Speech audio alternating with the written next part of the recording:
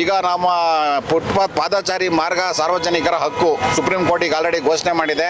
ಇದರ ಹಿನ್ನೆಲೆಯಲ್ಲಿ ಈಗ ಆಲ್ರೆಡಿ ಬೆಂಗಳೂರಲ್ಲಿ GBA ವ್ಯಾಪ್ತಿನಲ್ಲಿ ಯಾವ ರೀತಿ ಕಾರ್ಯಗತ ಮಾಡ್ಕೊಂಡಿದ್ದಾರೆ ಅದೇ ರೀತಿ ನಾವು ಇದು ಮೂರನೇ ದಿನ ನಮಗೆ ಈ ಮತಗಟ್ಟೆ ಪರಿಷ್ಕರಣೆಯ ಒಂದು ಜವಾಬ್ದಾರಿ ಇರೋದ್ರಿಂದ ಅಧಿಕಾರಿಗಳು ತುಂಬ ಬ್ಯುಸಿ ಇರ್ತಾರೆ. ಅಷ್ಟೇ ಅಲ್ಲದೆ ನಮ್ಮ ತಾಂತ್ರಿಕ ಸಿಬ್ಬಂದಿಗಳು ನೀರಿನ ಸಮಸ್ಯೆ ತೀವ್ರವಾಗಿರೋದ್ರಿಂದ ನೀರಿನ ಸಮಸ್ಯೆ ಬಗೆಹರಿಸೋದ್ರ ಕಡೆ ಇರ್ತಾರೆ. ನಾವು ಪ್ರತಿದಿನ ಇದನ್ನು ನಾವು ಕಂಟಿನ್ಯೂಸ್ ಹಾಕೋಕ್ಕಾಗೋದಿಲ್ಲ. ಸೊ ಹಾಗಾಗಿ ಇದನ್ನು ಮಂಗಳವಾರ ಮತ್ತು ಶನಿವಾರ ಈ ರೀತಿ ಪ್ಲ್ಯಾನ್ ಮಾಡಿ ನಮಗೆ ಟೈಮ್ ಯಾವಾಗ ಸಿಗುತ್ತೋ ಆವಾಗ ನಾವು ತಿರುವು ಮಾಡ್ತಾ ಇರ್ತಕ್ಕಂಥದ್ದನ್ನು ಮಾಡ್ತಾ ಇದ್ದೀವಿ. ಇದು ಮೂರನೇ ದಿನ. ಎಲ್ಲ ನಮ್ಮ ನಗರಸಭೆಯ ವ್ಯಾಪ್ತಿಯ ಸಾರ್ವಜನಿಕ ಸಜ್ಜನರು ಪಾದಚಾರಿ ಮಾರ್ಗದ ಮೇಲೆ ಯಾವುದೇ ರೀತಿಯಾದಂತಹ ಒತ್ತುವರಿ ಅಥವಾ ಎನ್ಕ್ರೋಚ್ಮೆಂಟ್ ಅಂತ ಏನು ಕರಿತೀವಿ ಅದನ್ನು ತಾವಾಗಿಯೇ ತೆಗೆಯಬೇಕು. ಇಲ್ಲದಿದ್ದರೆ ನಾವು ಪ್ರತಿಯೊಬ್ಬರದು ಯಾರ್ದು ಯಾವುದೇ ಕಾರಣಕ್ಕೂ ಬಿಡೋದಿಲ್ಲ. ಇದು ಸುಪ್ರೀಂ ಕೋರ್ಟಿನ ನಿರ್ದೇಶನ ಇರುವುದರಿಂದ ನಾವು ಮಾಡಲೇಬೇಕು. ಸಾರ್ವಜನಿಕರ ಹಕ್ಕನ್ನು ನಾವು ಉಳಿಸೋದಕ್ಕೆ ಪ್ರಯತ್ನ ಪಡ್ತಾ ಇದ್ದೀವಿ. ನಿಮ್ಮ ಎಲ್ಲರೂ ಸಹಕಾರ ಬೇಕು. ಇವತ್ತು ನಮ್ಮ ನಗರಸಭೆ ವ್ಯಾಪ್ತಿನಲ್ಲಿ ನಮ್ಮ ತಾಂತ್ರಿಕ ಇಲಾಖೆಯ ಸಿಬ್ಬಂದಿಗಳಾದಂಥ ತಿಮ್ಮೇಗೌಡರು, AW ಅವರು, ಶ್ರೀನಿವಾಸ ಮೂರ್ತಿಗಳು, JA ಅವರು, ಅಷ್ಟೇ ಅಲ್ಲದೆ ನಮ್ಮ ಬೆಸ್ಕಾಂ ಇಲಾಖೆಯಿಂದ JA ಅವರು, ಆಮೇಲೆ ನಮ್ಮ ಪೊಲೀಸ್ ಸಿಬ್ಬಂದಿ ಎಲ್ಲರದ್ದು ಒಂದು ಸಪೋರ್ಟಿಂದ ನಾವು ಈಗ ಆಲ್ರೆಡಿ ನೋಟಿಸ್ ಕೊಟ್ಟು ಎಲ್ಲ ನಿಯಮಾನುಬದ್ಧವಾಗಿ ಯಾರಿಗೂ ತೊಂದರೆ ಆಗದ ಇರೋ ರೀತಿಯಲ್ಲಿ ಮುನ್ನೆಚ್ಚರಿಕೆಯನ್ನು ಪ್ರತಿಯೊಂದು ಹಂತದಲ್ಲೂ ತೆಗೆದುಕೊಂಡು ಸಾರ್ವಜನಿಕರಿಗೆ ತೊಂದರೆ ಆಗಬಾರ್ದು ನಮ್ಮ ಈ ಕಾರ್ಯಾಚರಣೆನ ಅಂತೇಳಿ ಅವ್ರಿಗೆ ಸಾಕಷ್ಟು ಸಮಯಾವಕಾಶ ಕೊಟ್ಟು ನಾವು ಸಮಯಾವಕಾಶ ಕೊಡದಿರೋದನ್ನು ಉಪಯೋಗಿಸ್ಕೊಂಡೇ ಮತ್ತೆ ಉದ್ದಟತನ ತೋರ್ತಕ್ಕಂಥವ್ರದ್ದು ನಾವೆಲ್ಲರದನ್ನು ತೆಗಿತಾ ಇದ್ದೀವಿ.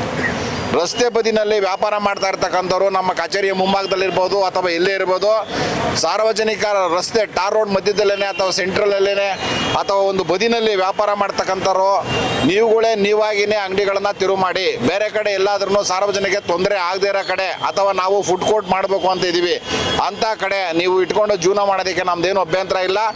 ನಿಮ್ಮ ಒಂದು ಚಟುವಟಿಕೆಯಿಂದ ಯಾವುದೇ ಸಾರ್ವಜನಿಕರಿಗೂ ತೊಂದರೆ ಆಗಬಾರ್ದು. ಆ ರೀತಿಯಾಗಿ ನೀವು ಬದುಕಿ ಈ ಥರನ ಬದುಕೋದಕ್ಕೆ ಬಿಡಿ. ನಾನು ಮೊದಲನೇ ದಿನದ ನಾವು ಕಾರ್ಯಾಚರಣೆ ಮಾಡಬೇಕಾದ್ರೂ ಹೇಳಿದ್ದೀನಿ, ನಾವು ಬದುಕಬೇಕು, ಇತರರಿಗೂ ಬದುಕೋದಕ್ಕೆ ಬಿಡಬೇಕು ಅಂತ. ನಾವೀಗ ಆಲ್ರೆಡಿ ಅವ್ರಿಗೆಲ್ಲ ಸೂಚನೆ ಕೊಟ್ಟಿದ್ದೀವಿ, ಸೂಚನಾ ಪತ್ರಗಳನ್ನು ಹೊರಡಿಸಿದ್ದೀವಿ. ನಮ್ಮ ಪ್ರಿಯಾ ರಚನಾ ಮೇಡಮ್ ಅವರು ಪ್ರತಿ ಅಂಗಡಿಗೆ ಹೋಗಿ ನೀವು ಅಂಗಡಿ ಇಡಬೇಡಿ ಅಂತೇಳಿ ಹೇಳಿದ್ದಾರೆ, ಬೇರೆ ವ್ಯವಸ್ಥೆ ಮಾಡ್ಕೊಳ್ಳಿ ಅಂತ ಹೇಳಿದ್ದೀವಿ. ನೀವು ಸಾರ್ವಜನಿಕರಿಗೆ ತೊಂದರೆ ಆಗದ ರೀತಿಯಲ್ಲಿ ಎಲ್ಲ ಸಾರ್ವಜನಿಕರು ಬದುಕೋದಕ್ಕೆ ಅವಕಾಶ ಇದೆ, ಸದುಪಯೋಗ ಪಡಿಸ್ಕೊಳ್ಳಿ. ಇನ್ನೊಬ್ರಿಗೆ ತೊಂದರೆ ಕೊಡಬೇಡಿ.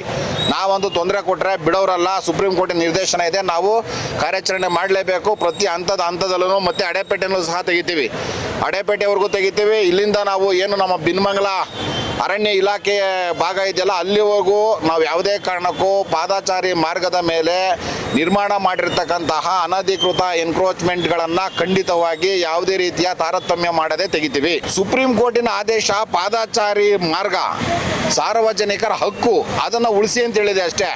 ಯಾರನ್ನೂ ಒಕ್ಕಲೆಬ್ಬಿಸ್ಬಿಟ್ಟು ಎಲ್ಲರನ್ನೂ ಓಡಿಸ್ಬಿಡಿ, ಅವ್ರ ಹೊಟ್ಟೆ ಮೇಲೆ ಹೊಡೀರಿ ಅಂತೇಳಿ ಸುಪ್ರೀಂ ಕೋರ್ಟಿನ ನಿರ್ದೇಶನ ಇಲ್ಲ.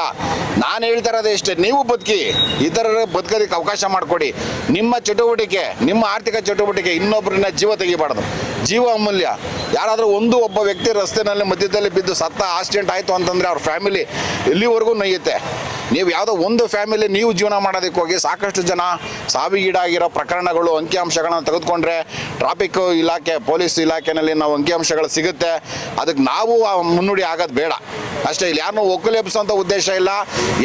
ಯಾರು ಒಂದು ಜೀವನದ ಹೊಟ್ಟೆ ಮೇಲೆ ಹೊಡಿತಕ್ಕಂಥದ್ದು ಉದ್ದೇಶ ನಮ್ಗೆ ಯಾರ್ದೂ ಇಲ್ಲ. ಅದು ಹಿಂದೆ ನಗರಸಭೆಯ ವ್ಯಾಪ್ತಿ ಚಿಕ್ಕದಾಗಿದ್ದಾಗ, ಜನಸಂಖ್ಯೆ ಕಮ್ಮಿ ಆಗಿದ್ದಾಗ ಪೊಲೀಸ್ ಇಲ್ಲಿ ಸ್ಟೇಷನ್ ಅವಶ್ಯಕತೆ ಇತ್ತು ಅಂತೇಳಿ ನಿರ್ಮಾಣ ಆಗಿರ್ಬೋದು ತಾವು ಹೇಳ್ದಂಗೆ. ಅದ್ರ ಬಗ್ಗೆನೂ ಪರಿಶೀಲಿಸ್ತೀವಿ. ಮುಂದಿನ ದಿನಗಳಲ್ಲಿ ಕ್ರಮ ಕೈಗೊಳ್ಳಲೇಬೇಕಾದಂಥ ಅನಿವಾರ್ಯತೆ ಬಂದರೆ ಪೊಲೀಸ್ ಸ್ಟೇಷನ್ ಆದರೂ ಸರಿ, ಯಾರ್ದಾದ್ರೂ ಸರಿ, ಸಂವಿಧಾನಕ್ಕೆ ನಾವು ಮನ್ನಣೆ ಕೊಡಲೇಬೇಕು. ಯಾವುದೇ ಇಲಾಖೆ ಆದರೂ ಸರಿ, ನಾವು ಅದರ ಬದ್ಧವಾಗಿ ಕ್ರಮ ವಹಿಸೋದಕ್ಕೆ ನಾವು ರೆಡಿಯಾಗಿದ್ದೀವಿ.